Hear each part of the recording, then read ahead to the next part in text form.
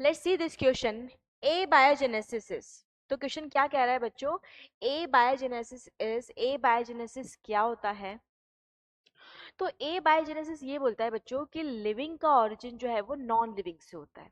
ए biogenesis क्या बोलता है कि लिविंग का ओरिजिन नॉन लिविंग सब्सटेंस से होता है ना। अब ए बायोजेनेसिस एक्चुअली में क्या है, origin of life from non living matter. तो ये सही बात है, और कि ए बायोजेनेसिस का मतलब है नॉन लिविंग मैटर से, है ना, जो जिंदा नहीं है उस नॉन लिविंग मैटर से लाइफ का ओरिजिन होना, ये ए बायोजेनेसिस है, बिल्कुल सही है।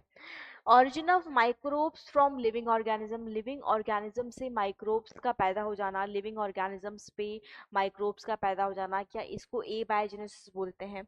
नहीं। स्पॉन्टेनियस जनरेशन बोलते हैं, बिल्कुल बोलते हैं। ए बायोजेनेसिस या स्पॉन्टेनियस जनरेशन थ्योरी एक ही बात है। इस थ्योरी के अकॉर्डिंग क्या होता है कि नॉन लिविंग मैटर से ओरिजिन ऑफ लाइफ स्पॉन्टेनियसली ऐसे ही हो जाता है।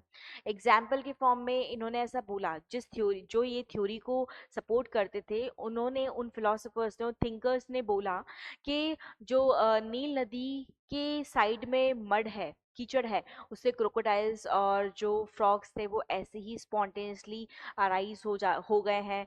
और इसके अलावा एग्जाम्पल के फॉर्म में उन्होंने बोला कि स्वेटेड जो शर्ट शर्ट होती है, पसीने से भीगी हुई शर्ट से चूहे ऐसे ही पैदा हो जाते हैं।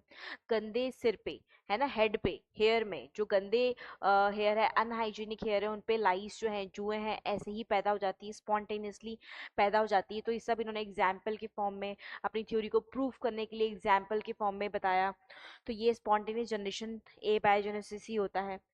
दैट मीन्स ए और सी दोनों करेक्ट है। तो बच्चों यहाँ पे करेक्ट, मोस्ट करेक्ट आंसर क्या हो जाएगा, option D would be the correct answer for this question.